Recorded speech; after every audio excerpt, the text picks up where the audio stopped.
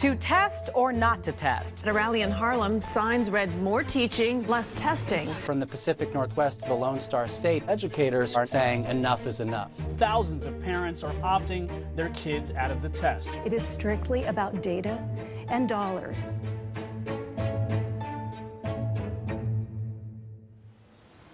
It's March 2014, and Chicago parents and teachers are planning a citywide opt-out of the upcoming state test.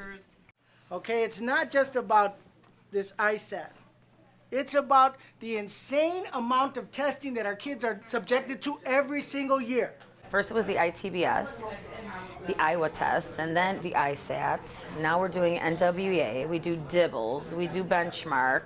So it's just really about pushing back on the unjust over-testing that's hurting our students. I had one student actually pull out his eyelashes from stress. And also, frankly, they're not indicators of what they actually know.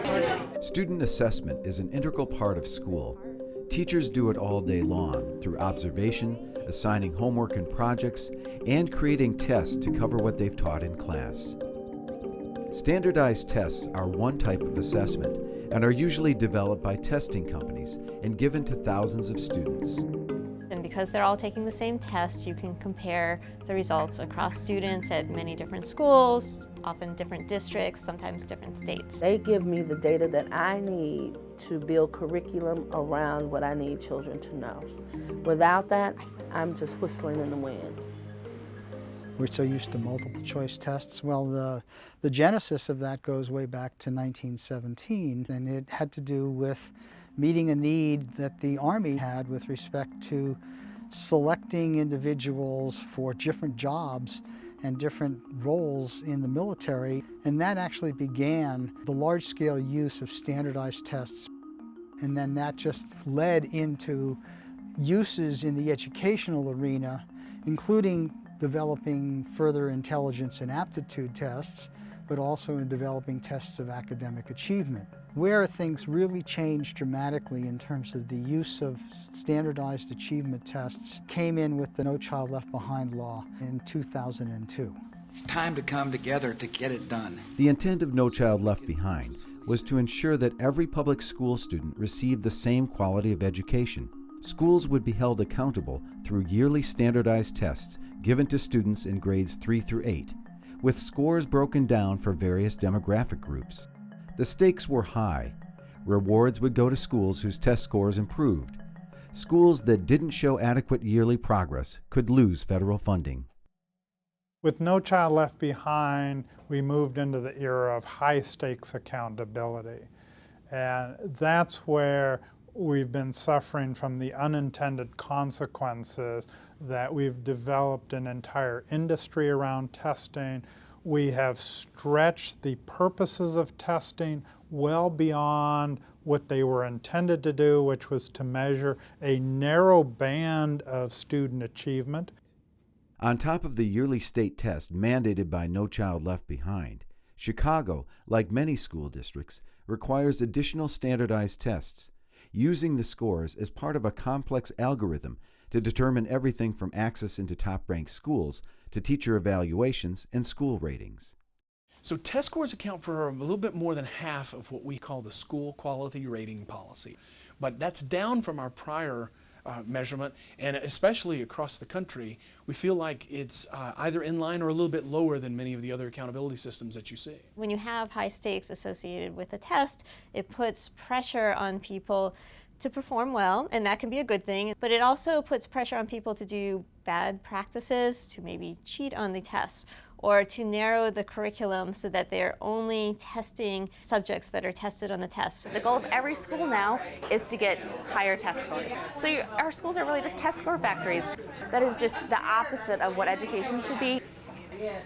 A lot of the standardized tests we take in class don't have anything to do with the curriculum that we're learning.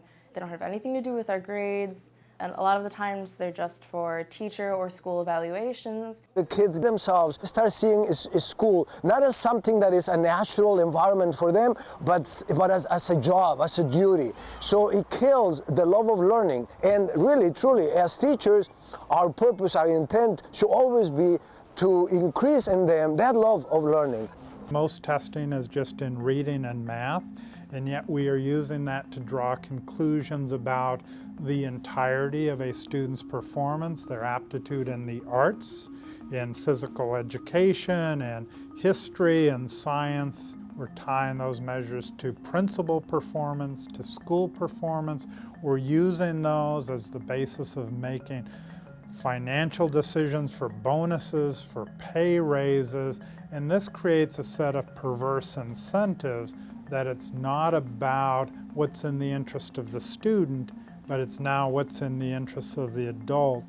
I'm glad they've tied assessment to evaluation because each of us have a job to do, and you are held accountable for doing your job.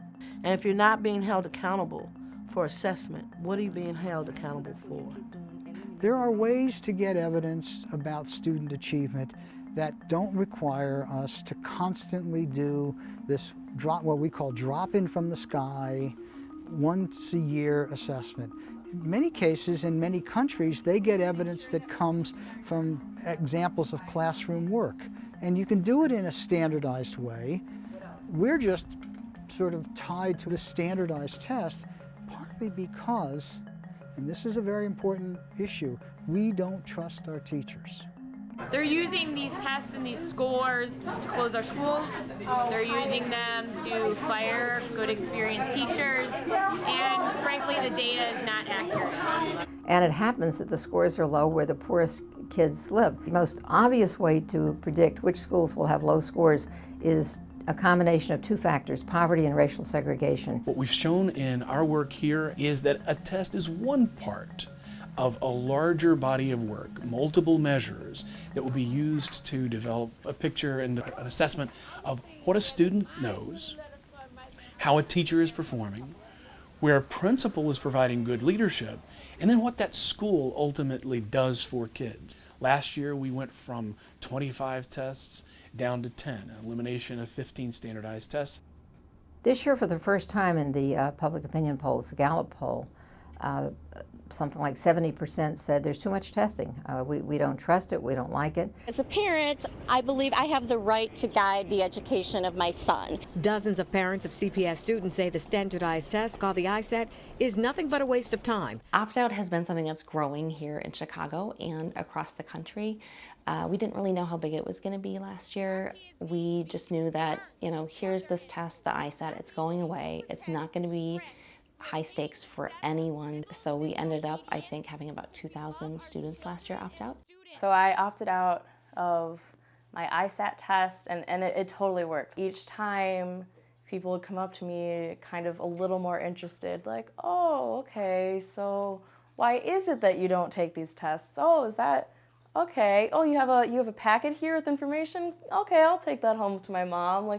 What it's important to know is the protests last year were only in a very, very few number of schools, involved a very, very few number of students. What it did was it got our attention, and it's helped us focus more, I think, on how we message, how we get that out there, so that people can understand that, especially with the coming tests with PARCC, we're going to be part of something larger, and that where we move the work forward is by focusing on Common Core, focusing on a higher level of instruction and a greater level of rigor, and then testing that with a new set of tests that have high expectations. Illinois began administering the new PARCC test in March 2015. Amid concerns that the test was not ready for such wide-scale use, CPS had asked the State Board of Education for permission to only test 10% of students. The board denied that request, saying that unless it was administered across the district, they would withhold all state funds, $1 billion or more. This decision prompted many parents to organize against the PARCC test. This year we're also trying now to actually get some strong legal clarity on opt-out by passing a law in Illinois that says parents have the right to opt their children out. We do know from the research that if teachers use assessment close to instruction to make judgments about how their students are learning and then act on that information because it's diagnostic, then learning goes up. We are way out of balance in the sense that very little goes to supporting the teacher in the classroom in the ongoing process of instruction. I think just educating parents more and more about what high quality education should look like can really make a difference. I think that there will be more discussion about testing. When the Seattle teachers boycotted, the discussion started, and there were great results from that. Hopefully there'll be something similar here. I'm hopeful.